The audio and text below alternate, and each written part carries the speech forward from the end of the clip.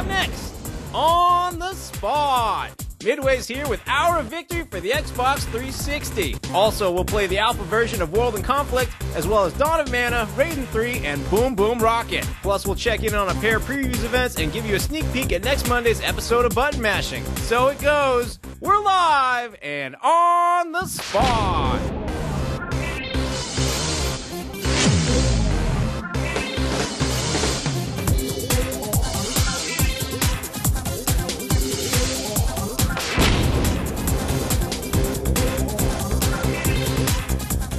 So it goes. Hello, everyone, and welcome to On the Spot, GameSpot's live show. We do every Thursday afternoon. We play a whole bunch of games you haven't seen before. Generally have a good time. I'm your host, Rich Gallup. Hey, Jeff Gerstmann. You got that right, baby. How you doing? Great. Yeah? Outstanding. You're not down Kurt Vonnegut Jr. passing? Who? Kurt Vonnegut. He writes books? Yeah, that guy. Good books? Yeah. So it goes? Yeah. Every time someone dies today, I want everyone at home to say, so it goes.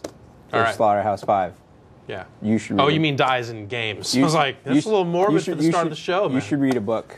Um, We have a great show for you today. No time for reading. We have a show. No, put the books aside, I was going to read that Halo book, but... this one right here, you mean? Ghost Phonics, we're going to announce the winners of that at the end of the show. What? I know, crazy. You know what's even crazier, though? No, I really don't, dude. Ryan Davis, not here. Who we got over there? What's going on? Why, it's me, Rich Gallup. Oh, hello, Alex Navarro. How you doing, man? Alex the pediatrician. Alex the pediatrician. Yeah, that's the one. Alex the astronaut. Kid doctor. I've been watching Last Boy I don't Scout. know what you're even saying to me right now. Alex the host on the standing set. Yes, that is the correct title. I have downgraded from Fake Jeff to Fake Ryan this week. I'm going to be doing Ryan's little duties over here. What kind of show do we have today, Rich? We have a great show, Alex. Why don't you tell us all about it? Let me tell you all about it. Our friends from Midway are going to come by with their new World War II first-person shooter, Hour of Victory, for the Xbox 360. Jason Ocampo is going to stop by. We're going to get a look at World in Conflict, which might as well just be called Red Dawn the game, which I'm way into. The PlayStation 2, not dead, as will be evidenced by a couple of our demos. Raiden 3, which is the sequel to Raiden 2. And Dawn of Mana, which is the prequel to a whole bunch of Mana games. And then some downloadable action. Mortal Kombat 2 for the PS3 just came out, like mere hours ago. Yeah. And then Boom Boom Rocket, not quite as recent, not quite as immediate, but it did just come out for the Xbox 360. We're going to play a little bit of that. With a guitar. With a guitar. We're going to try the Guitar Hero 2 guitar. We're going to check that out. We'll see how that works. We're going to look at some events. We got a trailer for Friday the 13th edition of Button Mashing. Yeah. Well, actually, Alex, I'm going to take that. The trailer is the Friday the 13th edition. The episode isn't really. Okay. Yeah. Well, I don't know any. I'm so confused. Oh, it's a great show. Alex, you're doing great over there, man. Thank you, got anything else? And then, I guess we got trivia and stuff. Yeah, I got notes. I got a thing here. So. Awesome. Alex, by the way, 195 degree temperature right now. Awesome. He is. It's actually 101.5, but that's okay. That's soon? Is that what you say there? Medicine. 101, that's a lot. Well, Alex, we appreciate you coming I need my medicine. We also will be checking in on a couple preview events today. Yeah, we will. We got Brian Eckberg filing a report from EA Tiburon. Aaron Thomas will be here in person. I don't think Mr. Kennedy was at the EA one though. So no. And we got some EA Tiburon-esque stuff we're going to be giving away. It's like a trucker hat with burlap or something, and Kennedy. Kennedy. Burlap, and a nice backpack. This backpack's pretty good. We'll be giving away a couple of those at the end of the show. Kyle, nice new backpack. And also, there was a Vivendi event earlier this week. Vivendi event. Our man Ricardo Torres was there talking to a whole bunch of people about games. About games? Like he does. Yeah, you can find about games, Rich. Yes, Jeff. This is a program about games. That's madness. I know. Let's. Hey, Ricardo, why don't you take it away? So we are here with Magnus Jansen, lead game designer at Massive Entertainment. He is working on a World in Conflict. So, Magnus, what is this game about? It's a PC RTS game set in the late 80s, so it's a Cold War conflict game. The superpowers battling it out. It's a very action-focused, team play-focused game. And what kind of multiplayer are you guys going to offer? The multiplayer is just insane. We have 16-player games, so 8 versus 8 is much more than all the other guys. And that's why, the team play, we have roles. So when you jump into a match, you pick a role out of air, armor, infantry, or support. So to really, to really get out on top as a team, you have to cooperate and even out each other's weaknesses. So when's the game coming out? Fall of 2007. And we're here with Will Von Berneth, who is Associate Brand Manager on Freestyle Street Basketball. Will, what is this? It's absolutely huge. It's an MMO basketball game. It's been out in Asia for about 2 years. 32 million people play it throughout Asia. All right, so you say MMO, you say basketball. We can kind of wrap our heads around that, but MMOs, you have to create your own character. So how do you go about doing that in this game, and how does it work? Sure, you start out by picking your gender, male, female, and you can pick between 3 positions. You can be a forward, a guard, or a center. Guards are better at shooting, obviously. Centers are better down low. Forwards are sort of in between the two. So that's how you do it. Now, MMOs, another big thing is paying. So how is this free for everybody? Charge? How's that work? Yeah, it's actually free up to level 15, and you can stay at level 15 forever. We don't kill your account, we don't kick you out, nothing like that. But you can also pay $20 to get a premium account, go up to level 45. There's no subscription fee to it though whatsoever. So it's a pretty low price point, pretty cool game, and you get a lot of value for little money. All right, now tell us about the gameplay modes, because basketball kind of has its own set of stuff, but so do MMO. So how are you blending the two? Sure, it's 1-on-1, 2-on-2, or 3-on-3. The really cool thing about it though is there's no AI, so you're always playing against an actual human. There's no computer to play against like you see in a lot of other sports games.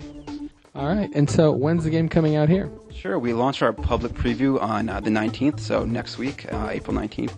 And we are here with Ryan French, producer for Scarface on the Wii. Ryan, for those that aren't familiar with Scarface, what is this game? It is a sequel to the movie. The first mission in the game is the mansion shootout at the end of the film, and with you at the controls, you're able to help Tony live through that climactic battle to escape, heal up, and come back to take over Miami. So the gesture system sounds like it's pretty intuitive. What else can you do with the remote? Well, the coup de grace is the chainsaw. It's the most fun, and everybody's going to love it. Basically, imagine you have an invisible enemy standing in front of you. Where you swipe with the Wiimote is the limb that Tony hacks off of his enemy. So if you swing like this, you'll chop off his head. If you swing low, then you'll chop off their legs. And it's possible to get a full body dismemberment, getting both legs, both arms, and the head, and then you get a whole bunch of extra balls points for that. All right, cool. So when is the game coming out? Mid-June. All right, well, that's Scarface for the Wii. Check back on the site for more in the weeks to come. Thank you, Ricardo. Almost a full body dismemberment there, and that's something to strive for. Yeah. Yeah. More games should have them. Yes. Jeff, do you know we are joined by a guest right now? I had a pretty good idea because I'm a lot further from you than I normally Patrick am. Horn, welcome to the set, sir. Thank you very much. Pretty good. How are you? Good. You're associate producer on Our Victory. Yes, I am. It is a World War II first-person shooter. Yes, sir. I've heard this is a bold new genre of video games. There aren't many of them out there. There's a couple. But each one promises to be interesting and have its own unique spin on World War II. What do you guys have in Our Victory? Well, we're trying to branch out a little bit from kind of your standard World War II first-person shooter. A lot of what you see in World War II shooters is what I like to call the kind of military channel genre kind of shooter, where you see a bunch of military footage, stock footage, and then you jump in and you're soldier number 146 storming Normandy, for the 12th time. And so we're trying to break out of that a little bit. We're going for a little bit more action movie, kind of, Where Eagles Dare kind of idea, and a little bit more popcorn game. Something that's fun, Normandy's almost become like the Hawk level of yes, World War very II. much so. Almost. But all right, let's jump into the game right here. Who you got? We have 3 characters to choose from in this game. Tell us about them and who you are playing as. Well, there's 3 different characters in the game. The first one is named Ross. He's your commando. He's essentially kind of your run and gun shooter. He's the guy that that has the most health. He can run up the street and kind of survive that firefight. The second guy is Taggart. He's your covert op character. He's your stealthy guy, kind of hide and get past guys, flank guys, kill them. And then your third guy is Bull. He's your sniper that can kind of take guys out from long range. Cool. So we're going to jump into the Bavarian Alps right now. You're going to be playing Ross. We're going to show you kind of some. You're going to be playing as Ross. I'm going to be playing. All right, let's see it. So the Bavarian Alps, obviously snowy. Snowy, yes. As you can see, it's lots of snow. You're outside of a blizzard here, and you're kind of coming up on this cable car station. You're trying to infiltrate this German fortress, and as you can, once you get up here, you can see some of the behaviors of the enemies. What we're trying to shoot for is kind of an unscripted AI, where it really allows the AI to kind of react to what the player's doing. So you don't get what you also see in a lot of shooters, just in general, of the behaviors are all the same. You come around that corner and you see the guy start shooting and runs off and hides, and he does that same thing every time you play the game. We're aiming for a little bit more replayability here, where you can see maybe they'll do something different. They'll run behind another cover point. They'll hide somewhere different. Maybe they'll charge you. We also have some other neat AI features. We have what we're calling squad commanders in the game, where the squad commanders will actually bolster the morale of the troops that they're with. So if you have a squad commander, maybe the enemies will advance on you, or maybe they'll start using suppressing fire on you and start preventing you from advancing forward. But then you can go out and actually kill that squad mate, or squad commander, and that will actually cause the guys to run from you. Don't kill the squad mates. Yeah, well, don't kill your squad mates. Right. That's generally considered bad. Oh, you just shot his helmet off. Now, this is powered by the Unreal 3 engine, I hear? Yes, it is. Unreal Engine 3. Which has been used to make a couple nice first-person shooters. I have heard that. Yes. Give us some examples, some good Unreal 3-ness. Well, first off, everybody knows Unreal 3 is just being a beautiful engine. You get a lot of fantastic graphics, beautiful environments, beautiful particle effects, and so we're making sure to use that to the absolute maximum effect. But really, one of the things that players and end users never see is how wonderful the development tools are. Sorry, almost got killed there. I looked away. So that you get a lot of benefits out of Unreal 3. So like I was talking about the different characters, and each of the different characters have different skills. The first skill here that you'll see Ross use is his strength, and he can actually use his strength to push large objects and lift large objects out of the way, like I just did here, and that allows me access to this back area. But if I had chosen one of the other characters, for example, Taggart, who's that covert op guy, one of his skills is the ability to pick locks, and what he can do... Oh, that guy. What he can do is pick this lock here, and he can actually secretly and stealthily run and avoid all the enemies and avoid getting killed and sneak behind them. And then the third character is Bull, the ranger. And one of his special skills is the ability to climb. And he can actually go up to the second floor here. I'm getting attacked from behind here. And he can actually climb down one of these ropes in the back there and, again, avoid the enemy fire. Cool. So I'll run down here as Ross. Also, as far as health goes, we're not doing any health packs. We thought that we didn't want to distract the player from playing the game while trying to find health packs. So it's auto-regenerating health. Nice. Did you know, Patrick, Jeff, I know you know this, we take questions here on the show. Yes, I had heard that. Are you prepared to take some live questions while you shoot? Please, feel free. All right. Alex Navarro. Yes, Rich Gallup? Doing your best Ryan Davis impression. Can we get a couple questions, please? Yeah, I got all sorts of questions. The main prevailing thing people seem to want to know is what is the multiplayer component for this game going to be like? Well, there certainly is going to be a multiplayer component. We're not really announcing all the details of that. I think we're actually going to try to do that later with GameSpot itself. So. Oh, awesome. But yeah, there definitely will be a multiplayer component on Xbox Live. We have, of course, a variety of different modes, and to try to really make the best use of Xbox Live. And of course, there'll also be achievements involved there as well. Ah, achievements. Achievements, yes. Yeah, we have a pretty decent achievement system that works with all the different character types and the different levels and multiplayer. And you just swapped guns. I don't think you meant to do that. Yeah, actually, I meant to press the button. It happened. Yes. Alex, next question, please. I guess it still sort of ties into the multiplayer thing, but is there any sort of cooperative play? People seem real interested in that. No, not right now. There's no cooperative. So. Okay. Cool. How many levels are we looking at here? I know, like you can say, your amount of gameplay is triple because you can play it over as different characters. Well, we're not actually releasing any final details on the number of levels. Sure. With any sort of development, you work on a lot of levels, and you want to make sure the ones you put out are the best quality. So more than one? It should be, yes, more than one. It should be on... fewer than 100. Fewer than 100, more right. than one. It'll be, we are expecting something about on average with the rest of the genre, what you expect to see in terms of gameplay. Cool. Are there any segments in the game where you're kind of forced to play as one of the three characters, or do you have that choice throughout the game? For the majority of the game, you'll actually have the choice and the ability to switch your characters on the fly as you want to. Actually, you can jump into one of the sections that does actually require you. Cool. Let's do it. So, like I said, we're going to keep those required points of view as minimum as possible. One of them, though, what I'll show you is that covert ops. So you can get kind of an idea of what we're talking about with the stealth gameplay. You were telling me before the show that stealth gameplay is it might be your favorite character here. Yeah, definitely. It's just fun because like it's always fun to play your general shooter where you're just running up the street and shooting and killing bad guys. But the stealth really adds something a little bit extra to the game. It's a lot of fun. You're sneaking around. You're avoiding enemies. You're being stealthy. You get to kill them from behind. And it's just an enjoyable thing to do. It's a lot of fun. Cool.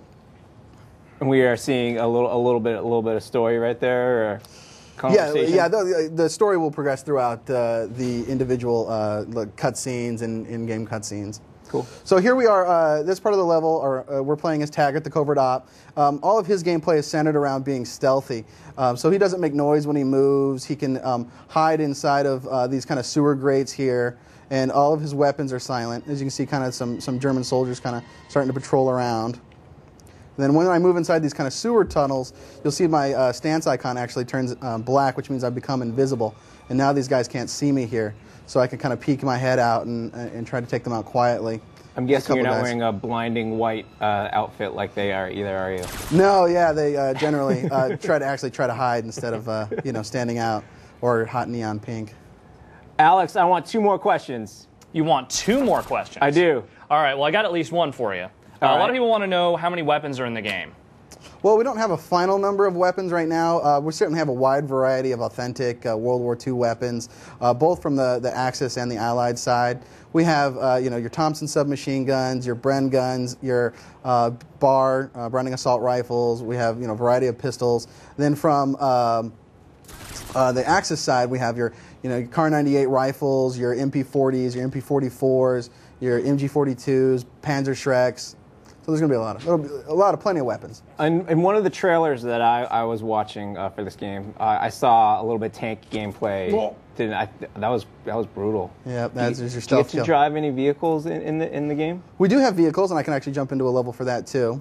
Let's close out with that then. You stole my last question, by the way. Okay, Alex, I'll give you some time to find another last question. Okay. Take your time, man. So there are vehicles? Yes, there are vehicles. A lot of tanks, some Jeeps, and hold on here. Sorry, I'm just navigating the menus here. I understand. So the level that we're going to show here will be one of the tanks. You're driving a German tank, or actually commandeering it from the enemy, and you'll jump into the tank. The way that we are taking vehicles is a little bit different than normally you see in a shooter. A lot of times in shooters, you're just kind of on rails in those vehicle levels. If you get in a vehicle, that's all you do, and if you get killed in the vehicle, then you're done, and that's the level's over. We didn't want to do that in Hour of Victory. We wanted to give the player a little bit more choice on whether they wanted to use the vehicles or not. So the section here we're going to show, you're getting into a tank and you're progressing on the storyline, but you don't have to use the tank if you don't want to. Why would you not want to use the tank? Maybe the tank's a bigger target. Okay, all right. And it can actually, it can be easily hit by anti-tank rockets or other enemy tanks. And maybe you want the mobility of whatever character. Maybe you continue to play the stealth character and you want to do it silently.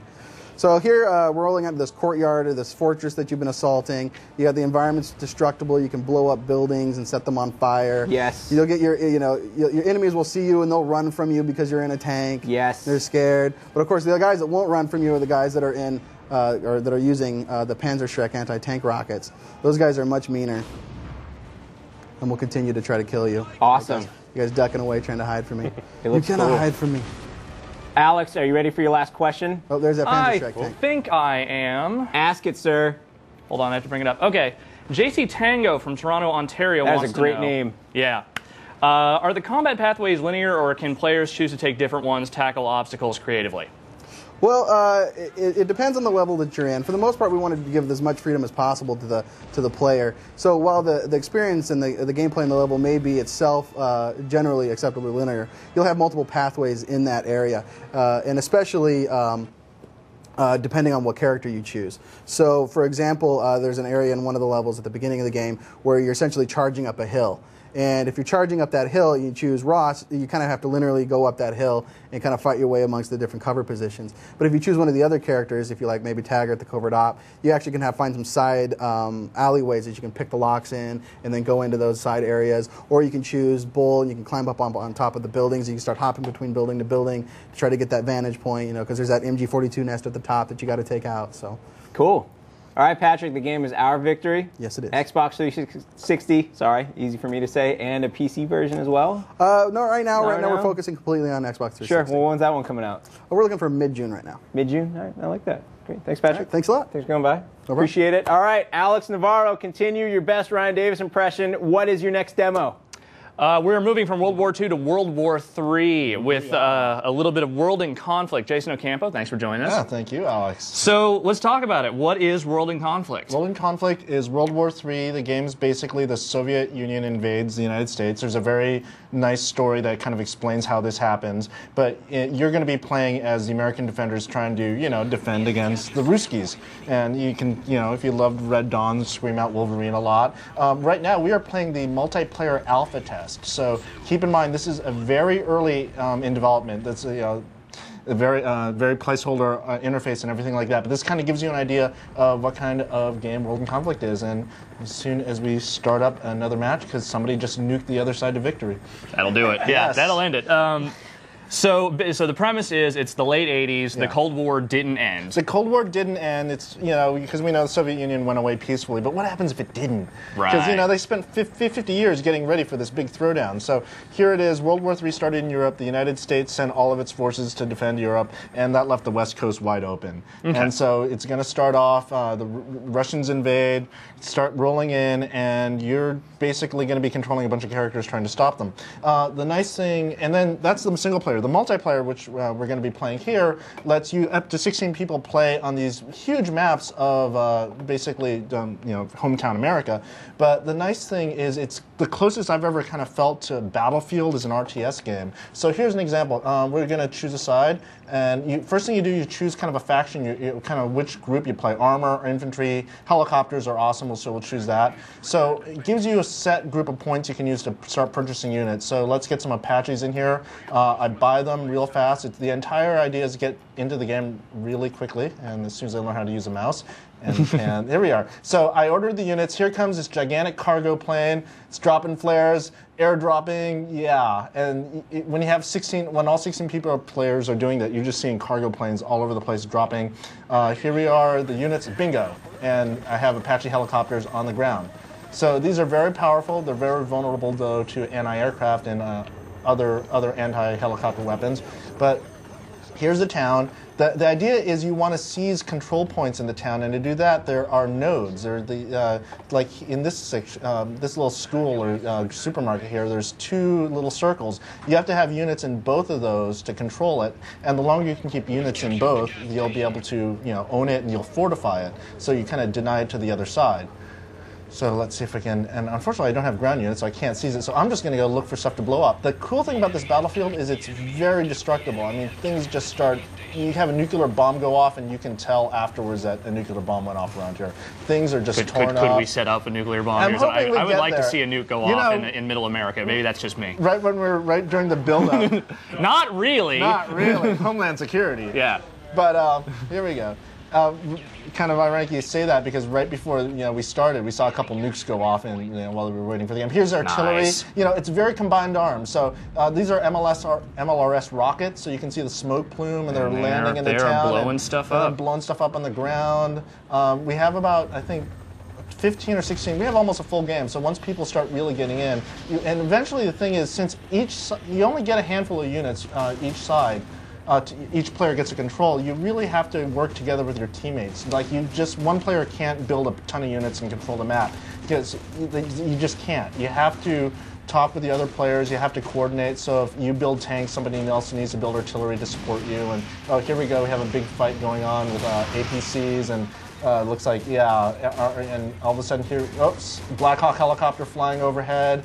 Getting blown up. The nice thing is I got killed, but I, just start ordering up new units, ordered drop zone, and here comes our transport plane. Oh, wait a minute, what is that? That doesn't look good. Oh, jeez. Oh, jeez. What is that? Run for the hills. Oh, jeez. That city's gonna glow in the dark for 80 years. So, Rich, you got any questions about the good old World in Conflict here? I have a ton of questions. Let's All give right. our first question to Stan Blocker. He's in London. We're big in the UK. Huge in UK. Awesome. And he wants to know, how big does the game feel, Jason? It feels fairly big. I mean, this is multiplayer levels, kind of designed for 16 players, but you can kind of the nice thing is, like, unlike a lot of RTS games which don't let you see to the horizon, here you can, and I can move the camera around quite a bit. They designed the levels so there's enough room to maneuver, but at the same time it's not too spread out, so you're spending your entire time just getting from place to place.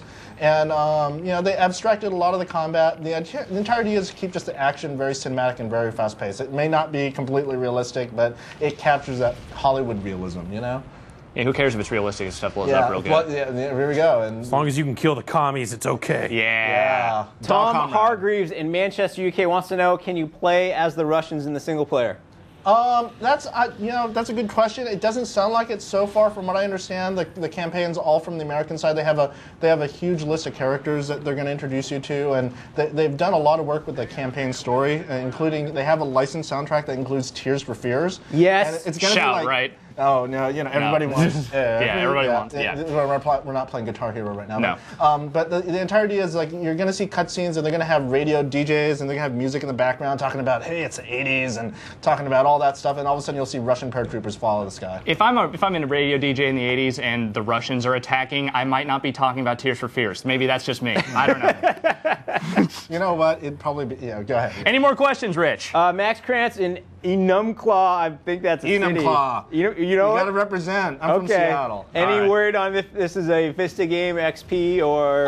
It's XP. It's Vista. It'll support both. It will come with DX9 and DX10. So if you only have XP, you'll be able to run it fine. If you have Vista and a DX10 card, you'll run it and it'll look better. Best of both worlds. Yeah.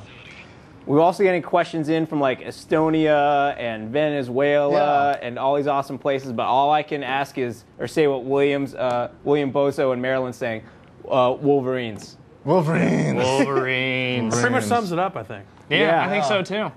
All right, I'm going to find one last question then. All right. Blow something up, Jason. Yeah, seriously. Just light the place up, man. Let me get some. Where's my choppers? So because this is like a team-based game, is there like there's obviously advantages to like getting people together that know how to play certain units, because you only get to pick certain ones. So it's like there's a certain almost role-playing element to it where you kind of don't want a whole bunch of guys who are only good at playing tanks, right? Yeah, because then the other guy will just roll up attack helicopters and you're just doomed.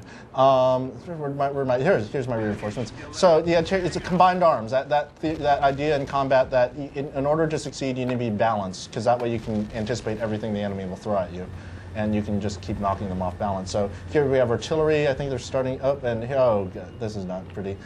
I'm just saying there's a whole lot of Russian flag up there at the top. I'm seeing 3-4 stars tops of the American flag. That's not good. What is that? Oh, that's just not that good stuff at all. that explodes. Yeah. All right, I have our last question. What's your last question? All right, our last question comes from Paul Gardner in Sydney. He's seeing all this stuff explode. He wants to know, for someone who doesn't play many or any RTS games, is this a good entry-level game to get into the RTS world? It could possibly be. The guys who did this did Ground Control. It was a very fun, very easy to learn game. It'll step you into it. It's a very different kind of RTS game too. So if you haven't had luck with like traditional RTSs, you might want to give this a try. There's no base building. There's no resource gathering. It's just bringing in units and blowing stuff up. Excellent. That kind of makes me want to play it. I've never been into that genre. So all right. Well, thanks, Rick. Thanks, Jason. All right. Fail. Fever. You're doing great, Alex. You're doing great. All right. Rich? Thanks, Ryan. Alex. All right, so we said earlier we checked in at the Vivendi event, and earlier we sent a crew to Florida, Tiburon, Florida, where they heard of Florida. Where they make the games. And they actually that's where it's in the game. Yeah, that's it's where true. They say that. Exactly. Yeah. And they filed this video report. Are you ready? Check it out. For most folks, springtime means nice weather, the sun's out, and baseball's just started. But for the folks at EA Tiburon here in Orlando, Florida, it means three things: football, NASCAR, and Tiger Woods. Wait a minute, Tiger Woods here at EA Tiburon? The golf series has moved, the development of the golf series has moved here to the Orlando studio, and so we're here at their spring press event to check out the latest games from the studio, including NCAA 08, NASCAR 08, and Tiger 08. Some incredible moment happens and you pull off this unbelievable shot. That information is actually recorded and you can save that as a clip happened. And you can selectively take those clips and post them into online channels. Once they're posted online, you basically have challenged the entire world to try and beat this clip, this sort of pre-recorded performance that you had created. So you have people out there that are generating content. You have other people out there that are trying to beat these clips. It's all about the community and the users creating the content themselves, sort of the YouTube of games. PhotoFace this year, all they have to do is line up a few dots and and hit go, and boom, we generate that head that looks just like those photographs for them. We start you out with a head that looks exactly like you, and then you can bring that through the traditional game face, and do whatever you want to yourself, but it looks just like you from the start. Game's Tiger Woods PGA Tour 2008, available on X360, PS3, PS2, PC, PSP, and that'll be available late August. This year, new to NASCAR, we have a new career mode, which we're calling the Chase. What happens in the Chase is that it actually is a little different than in past years, Fight to the Top. What we do is we give you a series of challenges to complete based on the track type that you're racing in. When you do that, you get your super speedway license, and then you'll get offered a contract. Once you have the skills to earn the license, the owners take notice. You take over somebody's ride, for example, a Dale Jr. to drive his 8 car in this contract. The graphics are amazing this year. We're doing a lot of cool things with the visuals that we were never able to do before with the power of the next-gen systems. Also, we're going to latch on to the car of tomorrow, which is something new to NASCAR this year that they're pushing very hard, and we're going to push it with them. And what it is a brand new car that came about from the tragedy of Dale Earnhardt Sr. passing away in 2001 at Daytona. Since that day, they started thinking of ways to make the racing experience still competitive, but fun and safer. So the car tomorrow is going to feel different in that the way it handles in your hands is just different. It's easier to pass in the game as well as in the sport. Full support for the 360 wheel, and we support the Logitech wheel as well. We do have 6-axis control for steering on the PS3. We're targeting 16 players online this year, so that's a big step for us. We've only had 4 in the past. The game is NASCAR 08 Next Gen. It is being shipped on PlayStation 3, Xbox 360, and PS2, and it will ship sometime in the middle of July this year. The goal this year with NCAA Football 08 was really trying to take the next step into the whole next generation of consoles. We've got a whole new mode this year for gameplay mechanics. It's motivation. Guys will be having really good games and really bad games, and it will affect their attributes, and you'll be able to see that on the field. Guys having a great game, you'll be able to get them into the zone. Once the player is in the zone, his attributes are kind of maxed out for that player. Players that are impact players, as well as being in the zone, have a special thing called a sphere of influence. They can actually affect the players around them. There are different events that trigger the different motivation boosts. On defense, if you get a user sack, it's worth a lot more points than just having the CPU get a sack. And on offense, touchdowns are, of course, the big thing. That's the thing that's really going to get a motivation boost for everybody. But there are things like user spins, user jukes, and something as so much as a fake pitch when you're running the option will kind of give a motivation boost to your players. Campus Legend Mode is making its debut on PS3 and Xbox 360 this year. We're taking it in a whole new direction than we've ever done before. Once you get on campus, no longer will you be jumped right into being the starter. You actually have to earn your spot in the depth chart. For gameplay, we've added a brand new feature called Super Sim. If you're not really a guy that likes to play defense, you can go ahead and kind of simulate through the defensive part and take over the next snap when you're on offense. When you first come into the game, you will see this 3D environment. It's called Your Shrine. It's a great way to show off all the achievements of everything you've done. So you'll be able to see, photos and video highlights of games that you've played in the Jumbotron. Take a look at those and kind of reminisce and tell your buddy, hey, remember when I beat you on that 80-yard touchdown? There it is. Take a look at it. The game is NCAA Football 08. It'll be out this summer for Xbox 360, PS3, PS2, and the Xbox. So there you have it, the latest from EA Tiburon. Now, of course, one game is missing. We haven't told you guys about Madden 08, probably the biggest game from the studio, but you know what? We're going to learn a lot more about that game at the end of the month, so stay tuned for that. Anyway, we had a great time checking out all the new games from EA Tiburon. Thanks for them for hosting us, and back to you guys in the studio. Thank you, Brian Ekberg. Even when he's not here, he's still roving reporter. He is out making it happen on the streets. He's down on the ground. He wasn't alone on that trip. Takeshi, obviously, working the camera, and Aaron was there. We'll talk to Aaron in a little bit when he comes out for a couple demos. He can tell us about his trip to EA. But and of course, he and Takeshi donated some lovely backpacks and hats that we'll give away later as well. Okay. Which I'll hold up later. But right now, Jeff Gerstmann. That's me. We have a demo. We do. What do you got? Oh, this is Raiden 3 for the PlayStation 2. There are still PlayStation 2 games coming out, believe it or not. And this is the classic shooter series. You shoot things. Yeah, you shoot things. Let's shoot some stuff. Yeah, let's shoot some stuff. Yeah. So yeah, it's totally Raiden. I could have sworn they're up to really high on Raiden, but I guess I confused. Well, I think that they've released a few Raiden games that didn't necessarily have the number in them. I think is how it's worked. So they have a few other games now. This is the official full real sequel. And this came out as an arcade game a while back, so this is a. It's a port. It's a port, which is why it looks very much like the arcade game. It's got that vertical shooter look to it, but you do have display options you can play with, which we'll show in a sec here. But basically, it's you shooting stuff, avoiding bullets. You have a big bomb here that you can drop and blow up all kinds of stuff in classic shooter fashion. I was going to say, this is extremely classic, except for that car that just drove by right there. 2 players simultaneous. Mm-hmm.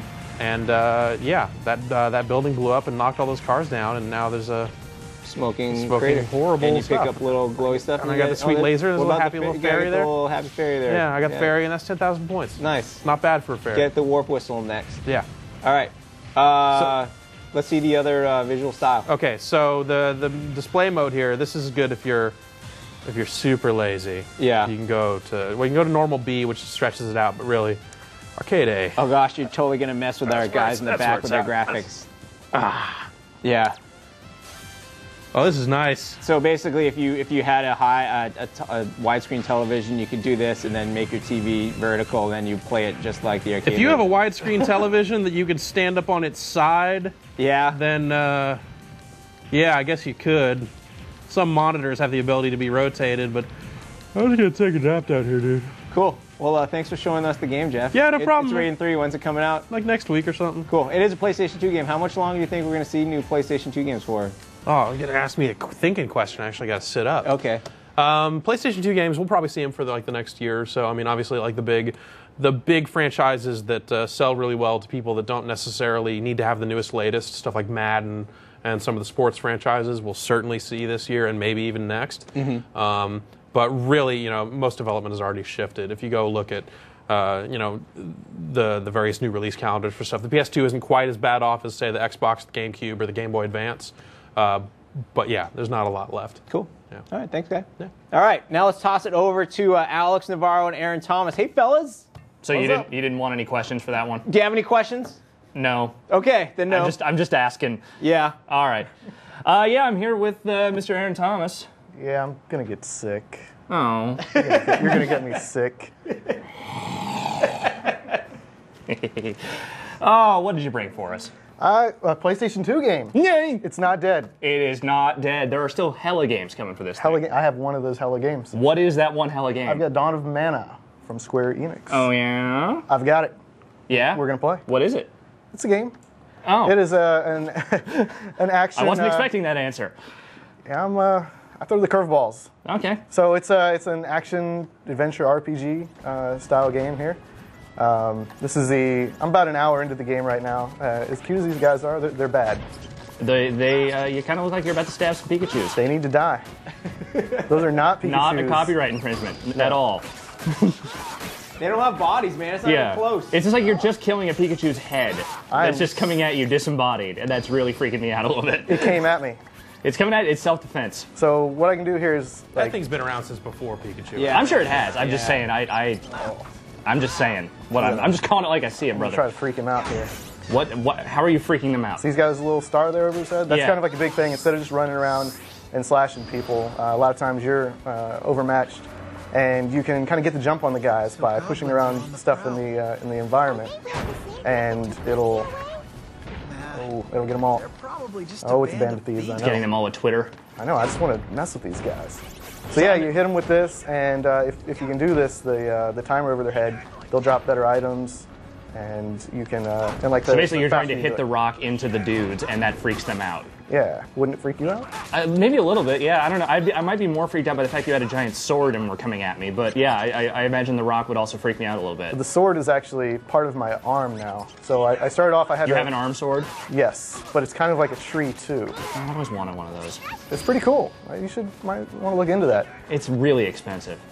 I found a seed, so it was. And my health insurance won't cover it. So yeah, this thing is also a slingshot, kind of doubles as that, and it's also kind of like a grappling hook. So I can pick that dude up and toss him, and then come beat on him some more. Well, he doesn't want any of that. So the rolling the rocks around and the various objects and whatever, that's kind of the big thing in the game. It uses, what, the Havoc physics engine? A little Return to Max Payne stuff there? Yeah, they're bringing it back, and it's pretty cool. You can kind of, there's a lot of, man, this guy, no one wants a piece of me.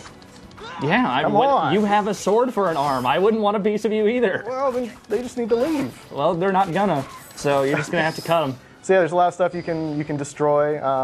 You know, anything. Oh, these guys are mean. So I've got. Be meaner. I've got a couple little special. I got that little fairy dude that's hanging out with me. I can get some help here.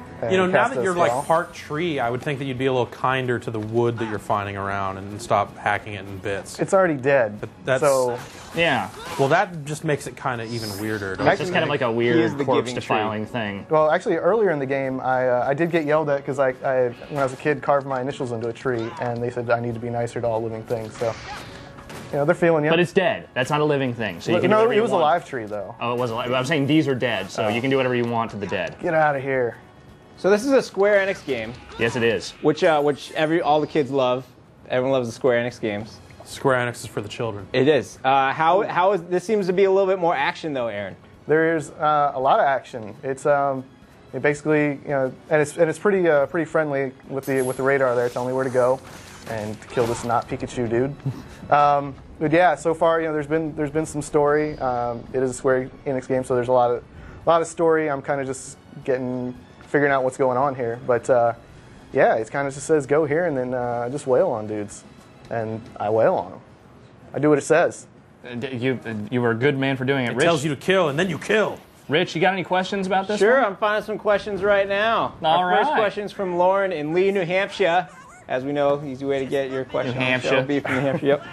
How does the series translate from 2D to 3D? Pretty well, I think. I mean, it definitely has some parallels to Kingdom Hearts, but we'll kind of skip this chit chat here. But it doesn't feel like anything was shoehorned in there. It's actually pretty easy to pick up and play. It starts with an easy training mission, and just kind of eases you in there. There's a lot of attacks. You know, you can obviously just run and slash them. There's jump attacks. You can use a slingshot. You can grab them and throw them. So that dude's all freaking out, and I'm gonna bid him farewell. I got 2 more questions for you. All right. All right, last one. All right, no, I'm giving you 2. You guys can give me that, wrap it up all you want. I want 2 questions. All right, Alex Wilson just wants real quick. We all want to know, what's the game's story, Aaron? This is a prequel to the other Mana games, so you'll see some familiar things in there, but basically some bad dudes took over the town, and right now I'm trying to figure out how to get them out of there, and also trying to learn exactly what's going on with my tree arm sword action. Stabbing them might be a good start to getting them out of the town. I'm just throwing that out there. Hey, I'm trying that. We'll see if that works. What's your last question? Last question is, obviously, Aaron, we know you're just still getting into this game. Jake from Sydney, Australia wants to know, are there different type of quests, or is there just like a main storyline to follow? So far, it's broken down into chapters, and you just kind of do what it says. There's save points throughout the chapter, so it's been pretty linear so far. Although, like as you can see here, like if I'm kind of scared of this big dude. You're fighting the dude from the Never-Ending Story right now. I don't want to do that. I'm going to get the heck away from him. So yeah, you can kind of pick and choose how you take on each area. But so far, the story's kind of been linear. Is that bad guy fighting other bad guys? Hopefully, I should leave him alone, let him do his thing. Yeah. Maybe push a boulder onto both. Looks like they're kind of. Well, thanks, guys. Yeah, no problem. When's it come out, Aaron? Hey, it comes out late May. All right. So not too long. No, that's actually soon. Yeah, I'd say that is soon. Yeah. Time flies. So you guys stick right there. We're going to come back to you shortly for another demo. I'll be here. Right now, though, we just saw earlier, Our Victory is here, an Unreal 3 developed game. There is another game that uses the Unreal 3 engine. That's I'd say that there's more than there's a couple. I'm thinking of Black Powder Red Earth. I've heard of that game. There's this program here on GameSpot called In Development. New episodes air every Wednesday afternoon, and the tension and drama is building. And maybe if you haven't seen yesterday's episode, it's definitely worth the watch. The walls of the office seem to be a little closer, with a little more cramped with each episode. Yeah. It's definitely some arguments. Definitely had a little more bleeping for this episode. So making a game, not easy. No, and we encourage everyone to check out the episode. And if, in case you don't believe me, here is a brief clip to get you over there even faster. Check it out.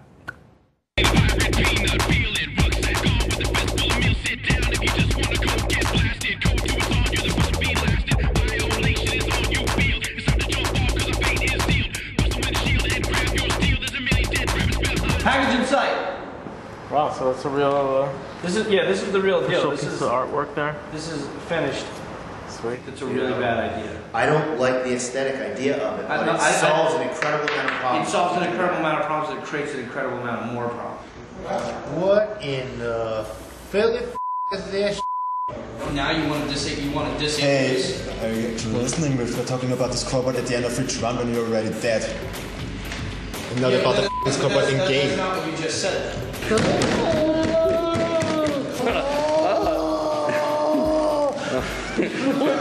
Hey, why didn't you make that model better?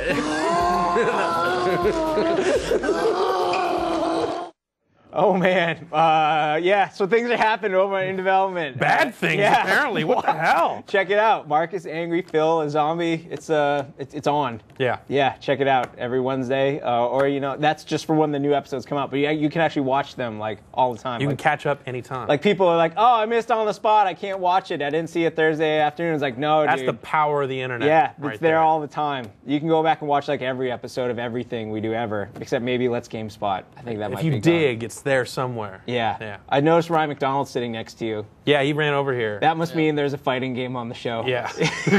What do you got? What do you have, Jeff? We have Mortal Kombat 2 for the PlayStation 3. Wait a second. Yeah. So Ultimate Mortal Kombat 3 came out for the Xbox 360 a while back as a downloadable game, and now MK2 is here as a downloadable game. This just came out today, half an hour before the show started or something. So this is kind of hot off the download presses. Play it. Play it. All right. What do you got? It's Mortal Kombat 2. Give us some features. You fight dudes. Well, in Mortal Kombat 2, you fight dudes. There are fatalities. Unlike MK1, there are multiple fatalities for each character. And some people say Mortal Kombat 2 is the best one of the series. I'm one of those people. You prefer He's 3? one of those. I prefer 3. Ultimate Mortal Kombat 3. Dude, I hear if you wait for something to go past the moon and hit up 3 times, you can play as the dude on fire back there. What? Yeah. Dude, no way. They lied about that. Yeah, they lied about all that. That's. You stop listening to the kid with the weird backpack at the arcade. Yeah. All right, so it's totally Mortal Kombat 2. How's it play? It plays like Mortal Kombat 2. The hell it plays like Mortal Kombat 2. So it's not. There's no lagging. There's no. Well, I got into some online games earlier before the show, just when I was testing it out. And like anything, you're gonna run into a variety of different connections. If some guy is running his internet connection off of, tin cans and strings and crap like that, the game's not going to play very well. But, I'd say of the 10 or so games I played, 8 of them were just fine. So. Cool. It was smooth and everything? Like smooth. Maybe not quite as smooth as like us sitting here playing 2-player, but definitely smooth enough to play. And it's cool. There's some weirdness, I got to say. Initial reaction to like a lot of the menus, a lot of the way the stuff's set up, kind of ghetto. Yeah. Like a lot of it's just kind of like the menu. Oh my God! The menus look kind of bad. I can turn into a dragon, so oh my God! It's accurate. But like when you play online, you connect to another player, and then it just launches the emulated version of the machine. And if the other player doesn't ever hit start, he can just watch you play by yourself. Weird. And so it's just like it just boots up the machine with different people at the controls and just goes from there. And it's a little funky. I don't know. But whatever. It's Mortal Kombat 2. But at the same time, it's Mortal Kombat 2 and it works. And it's way expensive. $4.99. That's awesome. Which bargain. That is a bargain. I almost wish it was $5 though, because when you go to buy it, you can only add money to your PlayStation 3 wallet in increments of $5. So now I have a penny in my PlayStation 3 wallet. It's going to be there forever. Like, what the hell? It'll be your Mortal Kombat penny. Yeah. Yeah. Until they release like Gauntlet 2, and then I'll have 2 pennies in there. Yeah. Oh man. Hey, Alex. You're supposed to be better at this. I know. you got questions for these 2 guys to distract them? Yeah, I got a couple of questions floating around here. What do you got? Okay, William Slunks Bozo. Slunks, who is my arch nemesis in Guitar Hero 2, by the way. Yeah. With the DualShock, is it easy to pull off the character's moves and fatalities? Yeah, it seems fine. The D-pad is the same PlayStation D-pad you've grown to know and love for the past decade or so. So, yeah, you use the triggers to block. Yes. And yeah, it works. Cool. Last question, Alex. Okay, I'm just asking this for Jeff because I know he's going to have something smart to say. Max Cope from Sydney wants to know, why would I play this when there's no striker? Yeah, dude, I know, right? Because it's online. So is MK3 because you don't have an Xbox 360. There you go. There you go. If you own a PlayStation 3, Cool. dude, get it. Well, you guys keep playing that. Also, one more benefit. Yeah. Everyone playing online that I've played with so far has no idea what they're doing. Oh my god. Really? Whereas everyone who's still playing MK3 on the 360 actually kind of knows how to play it or can at least Give make them a little, it pretty give them well. a little time. So yeah, it did just come out. We'll let you guys keep playing it, but right now we're gonna toss it over to Alex and Aaron. Hey guys, what are you doing this time? Oh, we're going to try a little bit of that there Boom Boom Rocket. And that's not Choo Choo Rocket, so just put that out of your head right now. Aaron. Oh, I thought we were here for Choo Choo Rocket. No. All right, I'll give it a shot. You're still here. So I'm here. Let's do it. So this just came out on the Live Arcade. It's a rhythm action game kind of thing. Fireworks. Fireworks are cool. And you can play it with the guitar controller, the 360 guitar, the thing from the Guitar Hero. So we're gonna try that out. We haven't really messed with that, so we're gonna give that a shot here. So yeah, this is what you do, right? You just kind of hit the buttons when they go, and there's classical music, and it's techno classical music. Oh, yeah, it's classical ska. Classical ska. Neoclassical ska. No, and yeah, then there's Fanavision. the inevitable Fanavision comparison there. My brain's gonna be so broken when I go home and try to play Guitar Hero 2 now. Yeah. This actually works pretty well here. Yeah. Just you gotta figure out that the buttons kind of go with the thing, and they're not necessarily in order, so that kind of messes you up a little bit. You can also play this game with a dance mat, I discovered. Really? Yeah. Oh. How's that go? These did not so well. I mean, you can't activate the bonus run, which I'm not sure if you can do that with a guitar either, because there might not be triggers mapped on the That's guitar. right, it's the shoulder buttons that do that. Let's find out. Tilt it. It's not. You're not. Not yet. You're Wait not there for yet. it. Wait for hit it. the buttons. You need, Hit the you buttons. need to be better at the game for that to work. What? Oh, he's building, man. Almost there. You're almost there. All right, you hit go. it. Now try wailing the guitar I'm around. wailing. That did not do anything. Oh. It felt good though. Yeah, try the whammy bar. No, wait, I'm fill it up. strumming. You have to fill it up again because you were bad at the game for a while. So we got the question to the hotspot asking if there are any other games you can play the Guitar Hero controller with, and this is it. There's one. Yeah. I mean, theoretically, you could play some other games with it, but you wouldn't have any fun because you'd be missing buttons and the layout's all weird and stuff. I'm doing that, but I'm having fun. There you go. You're I'm a bonus missing run. buttons. Try doing something. Hit the whammy bar, and no, nothing. Nothing. Yeah, so that's just not going to happen. Hey, Jeff, you reviewed this game, didn't you? I did. What'd you think? It's kind of shallow. You know, there's 10 songs in it. It's kind of clever, but ultimately, you know, for $10, it's a little much. It's like 10 songs, right? Yeah. What'd you give it? High 6. Okay. Cool. Well, thank There you go. Aaron. If anyone needs to know exactly how you're playing it, it's seriously just hitting the color button on the guitar, matching the color on the screen. Right? That's it. Piece of cake. Awesome. Pick it up and then you can pretend to wail, but it doesn't really wail. There's not. Ska is not really a wailing thing anyway, so it doesn't really work. See some like kicks try. or something. Yeah. Yeah. Yeah. If you could skank while you play, that'd be Sure. good. Thanks, Alex fellas. will handle that. You guys keep doing that. I'm You just gonna guys keep keep skanking playing over this thing. here. I'll take care of the show from here. You guys just keep playing your games or whatever. I speak the level. We Nice. said, With the guitar. what's it? Nice work, Aaron. Thanks, Great beat. Rich. Coming up this Monday, we have a special episode of Button Mashing, like every episode Do of we? Button Mashing Really? is. They're all special. It's we gave the show to Vinny, said Vinny go crazy, and Vinny has literally gone crazy making the show. It's been fun to watch. I mean, it's not that he's gone crazy making the show. It's that he's gone crazy. Yeah, he has gone He's crazy. a bad person. And now. tomorrow is Friday the 13th, and in honor of Friday the 13th, he made this very special trailer about our very special episode of Button Mashing. Get ready.